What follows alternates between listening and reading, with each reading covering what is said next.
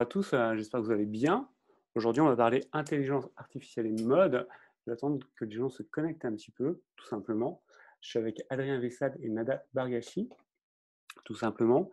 Et donc, vraiment, sur ce webinaire, tout l'enjeu, c'est de savoir effectivement comment l'intelligence artificielle est en train de modifier le secteur de la mode et du luxe. Et pour ça, j'ai deux super invités, Adrien et Nada, et je vais leur demander de se présenter tout de suite.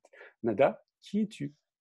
Oui, alors bonjour, moi c'est Nada Bargashi. J'ai aujourd'hui 10 ans d'expérience dans l'industrie de la mode. Je suis également issue de l'Institut français de la mode et je suis la fondatrice de l'application mobile Vera.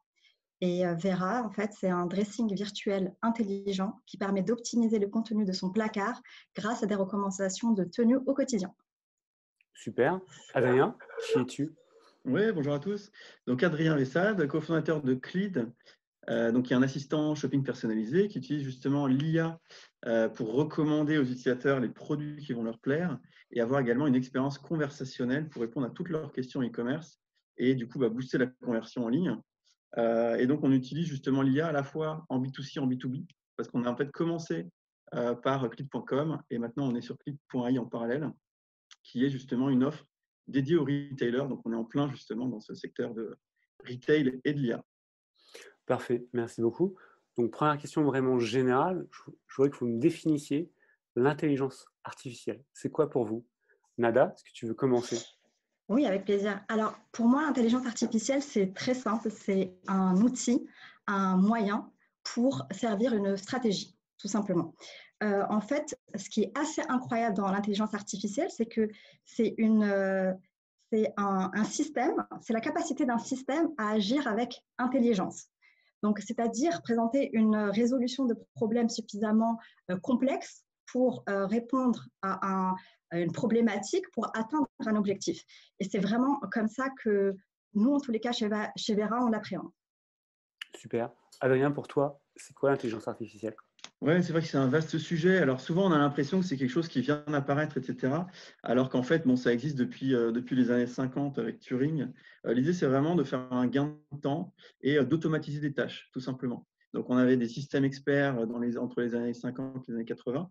On avait des algos qui étaient déjà très bien, mais en fait, on n'avait pas encore la puissance de calcul. Et cette puissance de calcul est apparue plus récemment, avec aussi de l'open source qui s'est développé. Et c'est seulement depuis les 10-15 dernières années qu'il y a une explosion de l'IA grâce justement à tous ces phénomènes-là.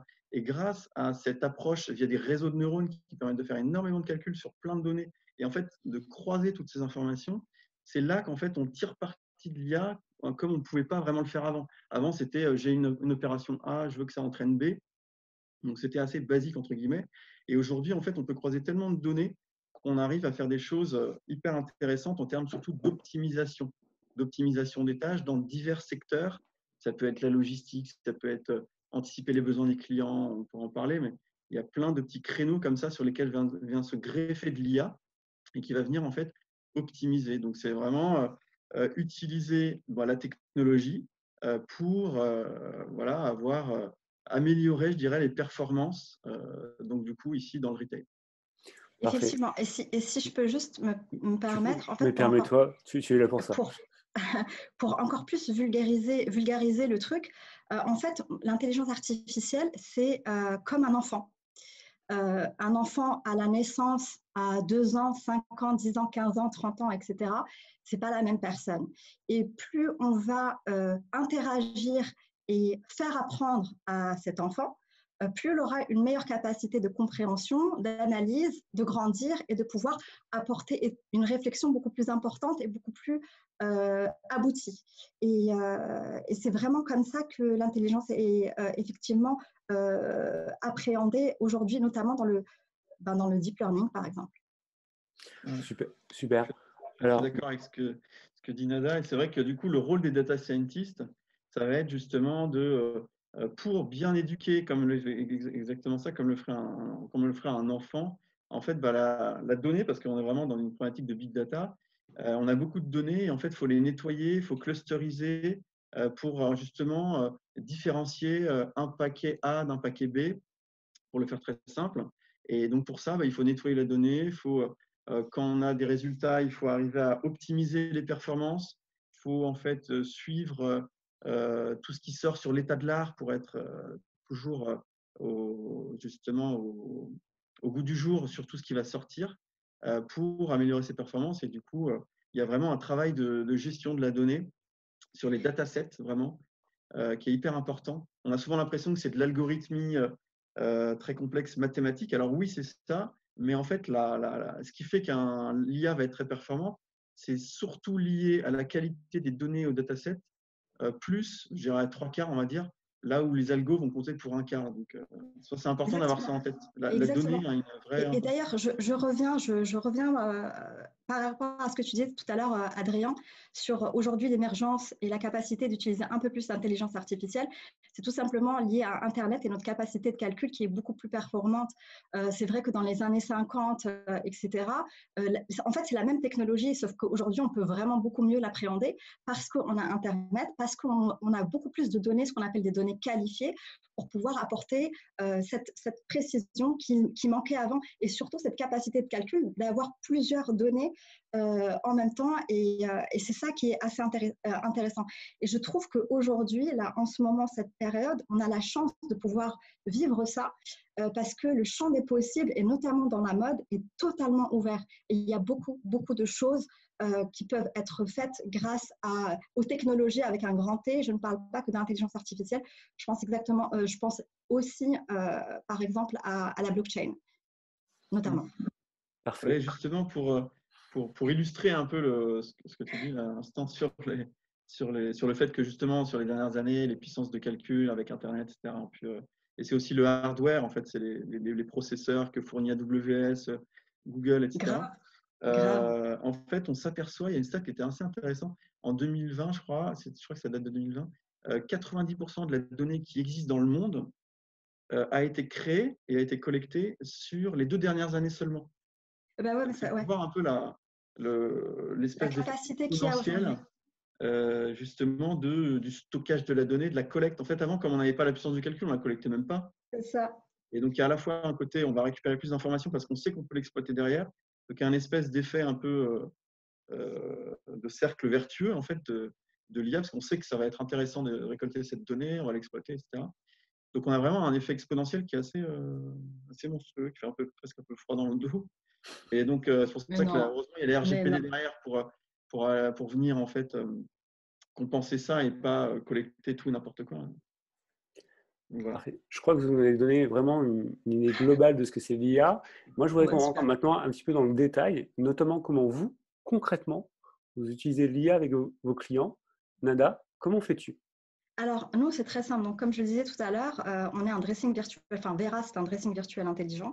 Et nous, on a 2 objectifs. Le premier objectif, c'est de faire passer nos utilisateurs d'un dressing, on va dire, réel au dressing virtuel. Pour ça, on utilise la reconnaissance d'image. Donc, en gros, un utilisateur, quand il va commencer à prendre en photo le contenu de sa garde-robe, Vera reconnaît instantanément n'importe quel type de vêtement. Je ne sais pas, moi, par exemple, toi, Fabrice, si tu utilises Vera et que tu prends en photo ta chemise en jean, Vera reconnaît instantanément que c'est une chemise en jean, le type d'encolure, la longueur des manches, la couleur de ta chemise bleue, on va dire, etc. Il y a jusqu'à 18 attributs de reconnaissance d'image dépendamment des types de produits. Donc, ça peut être un vêtement, sac ou chaussure. Donc ça, c'est la première utilisation qu'on en fait très concrète chez Vera. Et le deuxième objectif que nous avons, c'est de pouvoir optimiser la garde-robe de nos utilisateurs. En gros, aujourd'hui, donc comme vous le savez, nous, les particuliers, on n'utilise que 30% des vêtements que nous possédons. L'idée, c'est de venir optimiser ça grâce à l'intelligence artificielle. Et pour ça, on utilise un algorithme apprenant. Donc, en gros, on a appris à Vera que, je ne sais pas moi, les petits pois avec les carreaux, que la laine, ça ne va pas spécialement avec la soie et qu'à partir de 25 degrés, on peut mettre des chaussures ouvertes. Donc, tout ça, c'est un deuxième algorithme qui prend le relais et qui vient donner des recommandations de tenue adaptées en fonction de la météo pour chaque utilisateur. Super, voilà. Parfait. Adrien, pour toi, comment vous utilisez l'intelligence artificielle chez Cleed ? Alors, nous, on l'utilise principalement, je dirais, de 2/3 manières. On utilise notamment la reconnaissance de texte avec ce qu'on appelle le NLP, donc la reconnaissance naturelle du langage, pour justement récupérer un maximum d'informations sur les produits, de détails, pour mieux le connaître.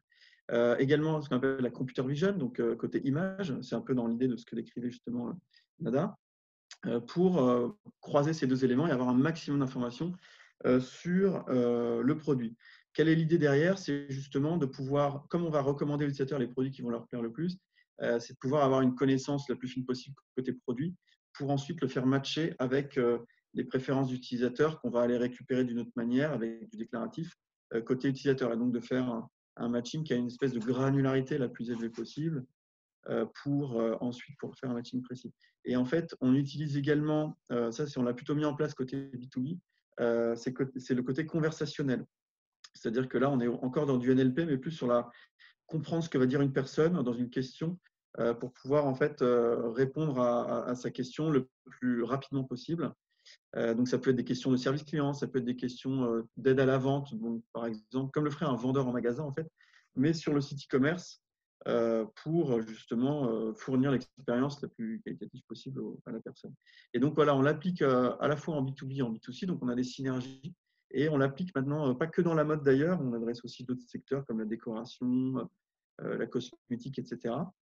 Parce que les problématiques sont un petit peu les mêmes. C'est-à-dire que quand on se pose des questions côté e-commerce, alors je ne parle pas là côté reconnaissance d'image, parce que là, c'est vraiment des nouveaux attributs, etc. Mais côté texte, etc., côté conversation, là, on est vraiment sur des mêmes types de sujets. Donc, on l'utilise ouais, surtout sur ces deux qui sont texte-image. Et quand je disais /3 au début, c'est parce qu'on utilise aussi dans le côté matching des algorithmes de machine learning, de système de recommandation. D'ailleurs, chez Vera, on a un petit goodies en plus, c'est que chaque utilisateur a sa petite IA intégrée.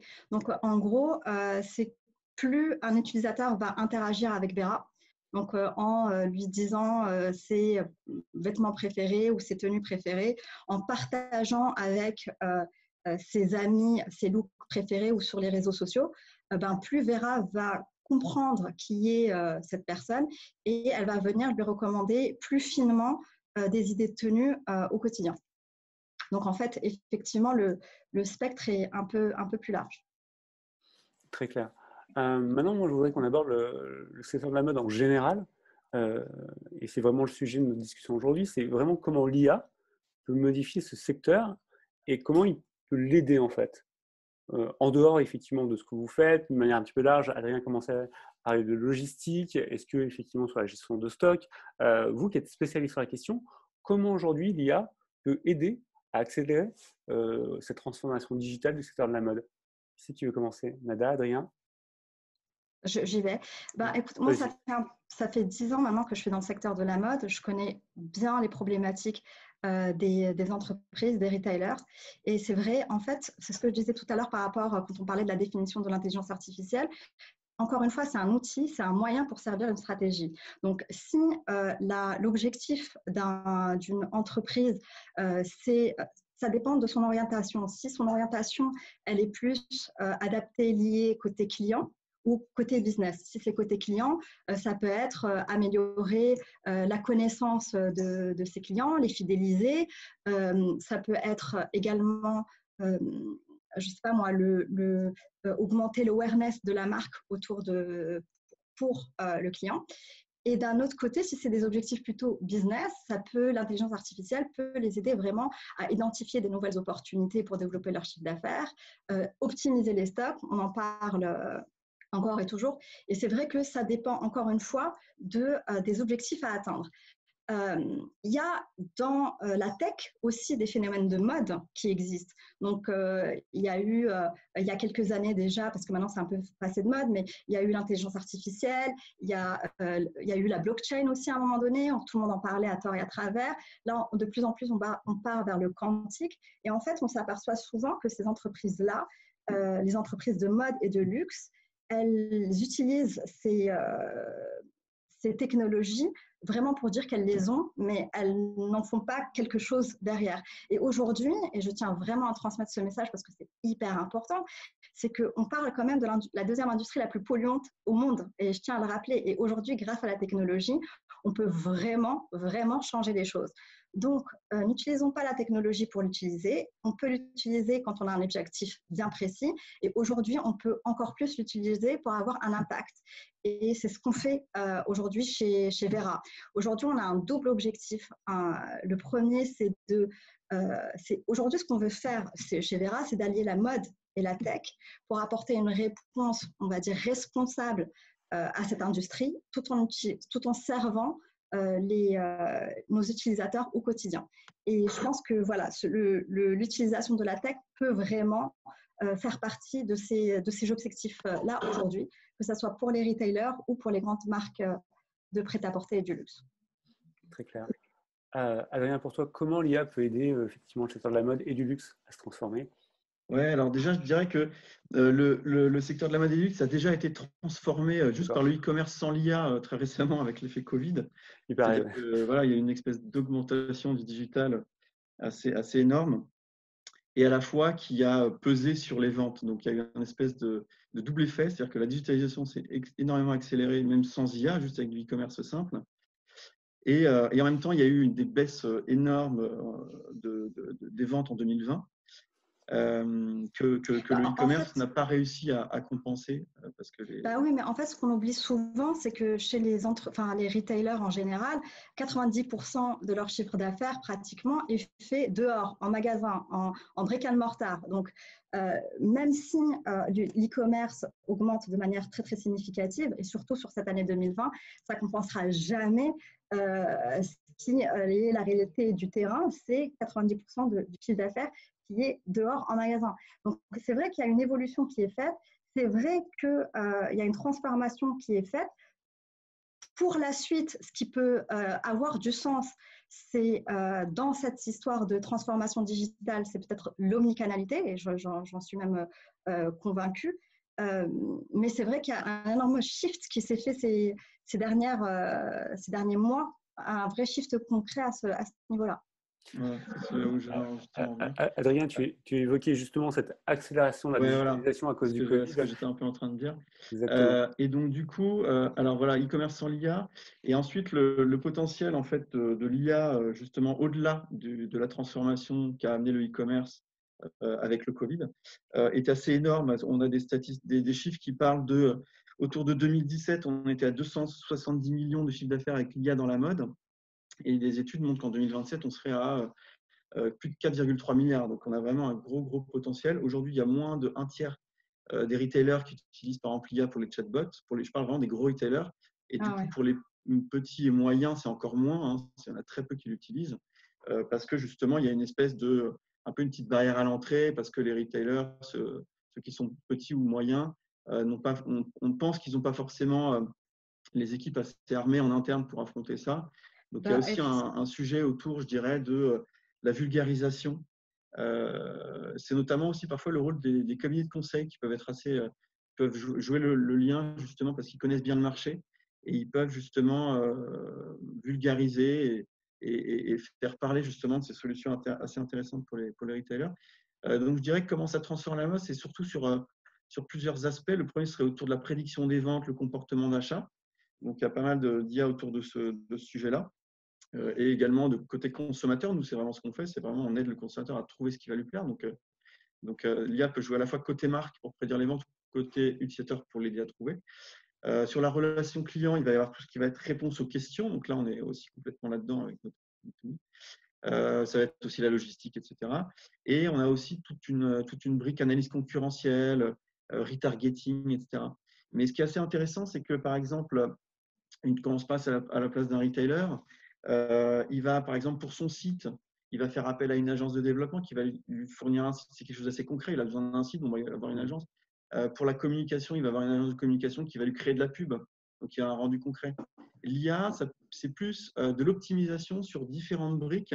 Et donc, parfois, la personne peut avoir du mal à réaliser, vu qu'il n'y a pas un outil vraiment qui prend forme derrière, il y a tout un travail en fait de vulgarisation, d'évangélisation, je dirais, pour bien que les personnes prennent conscience de l'intérêt de l'IA. Et donc, ça va s'intégrer dans beaucoup d'outils. Donc, ça va être le sizing.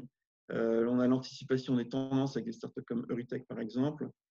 Ça peut être la gestion des invendus, la création des collections, notamment avec Reviews, qui va aller scanner en fait tous les sites, tous les pricing, etc., pour dire, selon votre univers concurrentiel, vous devriez baisser le prix de telle robe parce que les concurrents le font un temps. Donc voilà, après, il y a là aussi la recherche visuelle qui se met en place, les sièges virtuels. Donc en fait, ça vient s'intégrer sur un tas de petites briques, en fait. Et je pense que l'IA doit gagner en visibilité grâce à de la vulgarisation, notamment au niveau de ce que ça peut apporter, mais également aussi au niveau de comment l'intégrer chez un retailer. Parce que parfois, alors nous, ce n'est pas le cas, mais je sais qu'il y a des solutions qui peuvent nécessiter quelques mois d'intégration, etc. Et les gens n'ont pas les compétences en interne. Donc parfois, il peut y avoir ces sujets-là. Nous, ce n'est pas vraiment notre cas parce que c'est juste une ligne de code à copier-coller. Mais voilà. Et donc, pour revenir à ce que disait Nada tout à l'heure, il y a aussi cet impact effectivement lié à l'écologie. Il y a vraiment ces phénomènes en ce moment sur la mode qui est prise de conscience de l'écologie. Mais il y a aussi le fait que les gens, avec la crise, ont moins de budget, alors que les produits justement écologiques coûtent plus cher. Donc, il y a une espèce de… C'est pour ça que nous, on arrive avec une solution Vera, c'est juste mettez vos fringues, en fait, que vous avez déjà dans vos placards. Ouais. Ça fera déjà un gros changement. Donc, nous, on arrive avec cette logique-là, mais c'est vrai que je rejoins parfaitement là-dessus. Voilà, et donc, je me place vraiment côté retailer, côté B2B. C'est vrai qu'ils ont cette espèce de problématique un peu compliquée, cette équation un peu compliquée à résoudre de comment on va aller mettre des produits moins chers alors que les gens veulent plus écologiques. Et donc, l'IA est là pour aider justement le retail, même le luxe, à trouver des relais de croissance, à optimiser leur offre et à fournir une expérience la plus qualitative possible, justement pour trouver des solutions face à tous ces problèmes. Alors, après, il y a un dernier point que j'aurais mentionné. Vas-y. Après, je poserai ma question. C'est que l'IA n'est pas non plus… parfois, on a l'impression que c'est un mot un peu magique qui fait que ça va tout résoudre. Donc, ça va optimiser, mais il faut toujours garder en tête que la mode, encore plus que les autres secteurs, que la grande distribution ou que des secteurs comme ça, est basée vraiment sur du subjectif et sur du ressenti, sur de l'humain. Et que donc, par exemple, pourquoi la marque Cézanne a cartonné ces dernières années? Ce n'est pas une IA qui lui a trouvé les collections, c'est une personne qui l'a fait.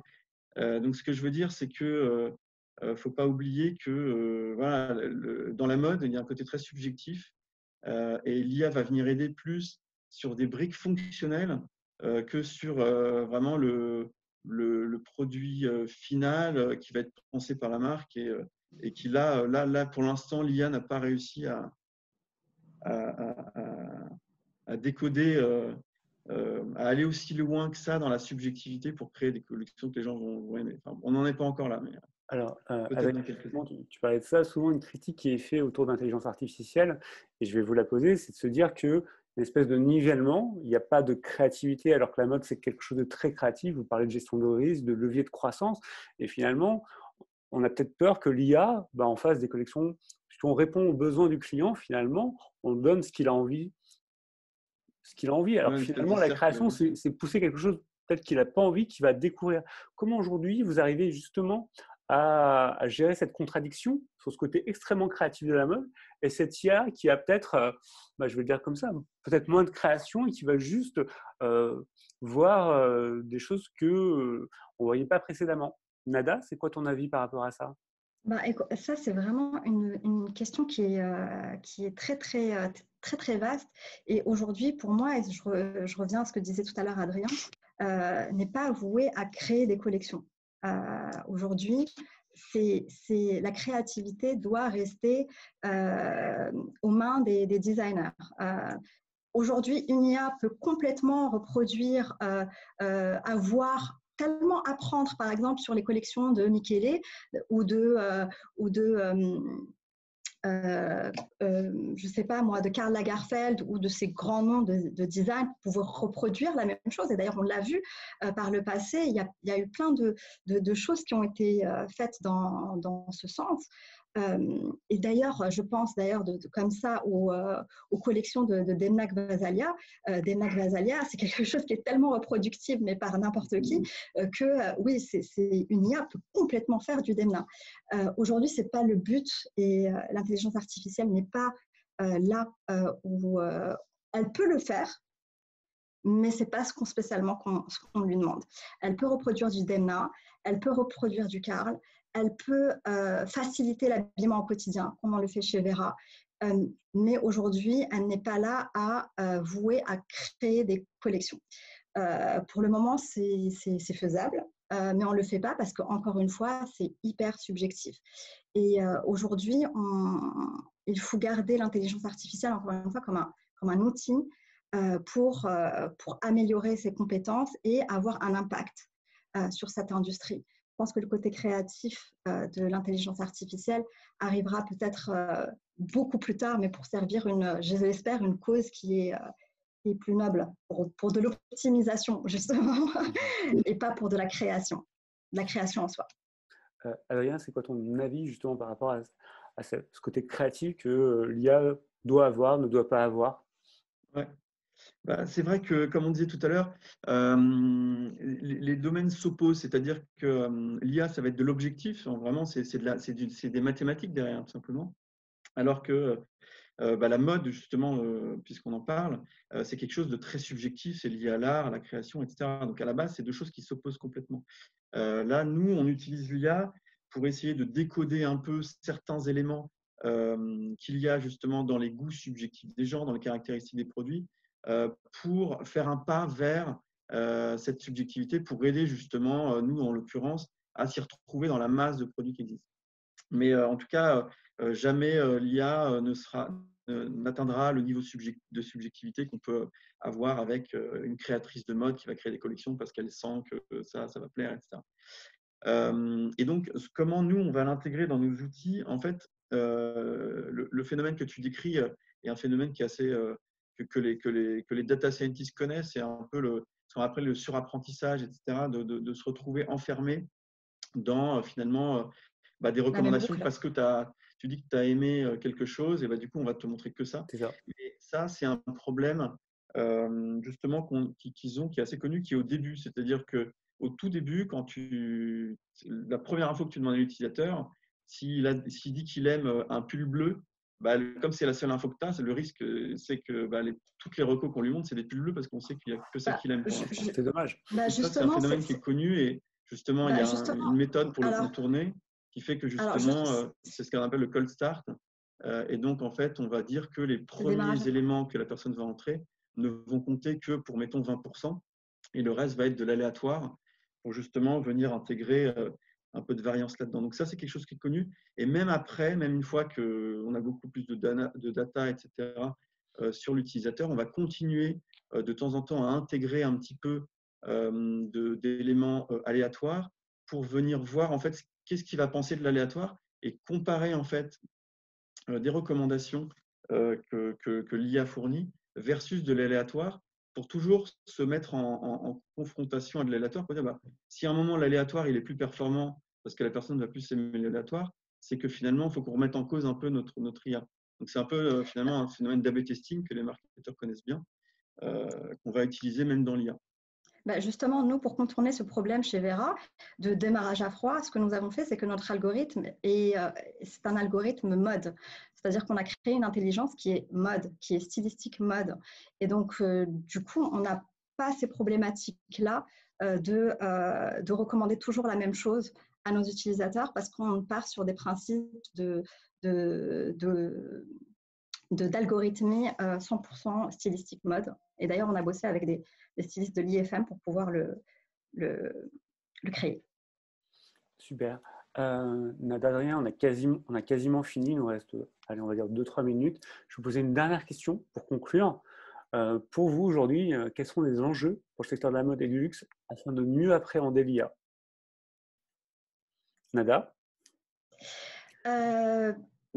Les enjeux aujourd'hui sont multiples. Encore une fois, je vais insister là-dessus, mais on voit qu'il y a des phénomènes de mode sur la technologie, et je pense qu'il est nécessaire de l'utiliser à bon escient pour venir pour répondre à des problématiques qui sont précises. Et une fois qu'on aura appréhendé, il faut vraiment je pense que ce qui est important aujourd'hui, c'est d'avoir une vision d'entreprise. Là où on veut amener sa marque et comment on veut l'amener, et voir si l'intelligence artificielle ou la technologie en général peut y aider. Et lorsque on pose ces bases-là pour donner du sens en fait à sa marque, on peut utiliser différemment l'intelligence artificielle, notamment. Très bien. Adrien? Je dirais que déjà, il faudrait que… Je pense que en côté B2B, hein, les retailers sont assez pris au quotidien par la mise à jour des collections, les fiches produits, la logistique, les soldes, les sujets d'omnicanal, de livraison, de refonte de sites, paiement 3 fois, etc. Donc, en fait, c'est dommage parce que parfois, certains n'ont pas le temps de se pencher sur des sujets d'innovation. Parce que là, on est clairement sur des sujets d'innovation. Et pour se dire, je prends le temps d'aller me concentrer sur un sujet d'innovation, il faut déjà avoir réglé ces problèmes du quotidien. Parfois, ils sont sur des problèmes du quotidien. Alors que l'IA, on est déjà dans de l'optimisation. Donc, quand quelqu'un va aller dire, est-ce que tu veux optimiser ça? Il va dire, attends, déjà, avant d'optimiser, je vais essayer de régler mes bugs que j'ai. Parce qu'il y a pas mal de retailers qui ont vraiment des bugs logistiques qui font qu'ils ne peuvent pas avancer. Donc, déjà, je dirais que comme on est sur de l'optimisation, faudrait déjà que les personnes puissent avoir déjà du temps, parce que c'est vrai que le temps, c'est important pour faire ça. Et ensuite, je pense qu'il y a tout ce que je disais tout à l'heure, c'est un côté évangélisation pour comprendre que ça va leur apporter des gains de performance, de temps, des avantages concurrentiels et une augmentation de chiffre d'affaires. Et en fait, je pense que le Covid a vachement aidé là-dessus parce que la fermeture des boutiques fait que le e-commerce a pris le dessus. Et donc, ça a été une vraie prise de conscience, je pense, chez les retailers. Le fait de vraiment devoir se focus sur leur e-commerce, qui était peut-être un peu avant ralenti parce qu'il y avait des problèmes autour de l'omnicanal qui étaient assez prioritaires. Donc, je pense que pour mieux appréhender, je pense que les enjeux, c'est aussi de dépasser les freins qui sont… on peut avoir l'impression que c'est un peu compliqué techniquement. Alors, pour des solutions assez lourdes, ça peut être le cas. Je sais que pour nous, par exemple, ce n'est pas le cas parce que c'est une ligne de code et c'est nous qui nous occupons de tout ça. Mais voilà, c'est surtout autour je dirais, de l'évangélisation. Et comme je disais tout à l'heure, comme c'est moins concret qu'un site internet, une publicité, etc., c'est de l'optimisation de certaines briques. Ce qui va leur parler, c'est juste les chiffres qu'on va leur dire en disant, par exemple, pour nous, les marques avec qui on bosse augmentent de 5 à 10% leur CA. Et donc, voilà, on a ça à leur montrer, mais pas plus que ça. On n'a pas un résultat final concret. Mais bon, c'est déjà très bien d'avoir des statistiques. Normalement, ça suffit. C'est déjà super. En tout cas, merci beaucoup. On arrive au temps effectivement de cette discussion. C'était juste passionnant. Donc pour celles et pour ceux qui ont suivi ce webinaire, je pense que vous pouvez, si vous voulez continuer la conversation, vous pouvez envoyer soit un mail à Nada, soit un mail à Adrien pour en savoir un petit peu plus sur ce qu'ils font. Et pour ceux qui sont arrivés en retard, le replay sera disponible dès la semaine prochaine. Voilà. Merci pour tout. Merci Fabrice pour l'invitation. Merci. Allez, Au revoir. allez, Merci avec grand plaisir. Ciao, ciao. Au revoir. Salut.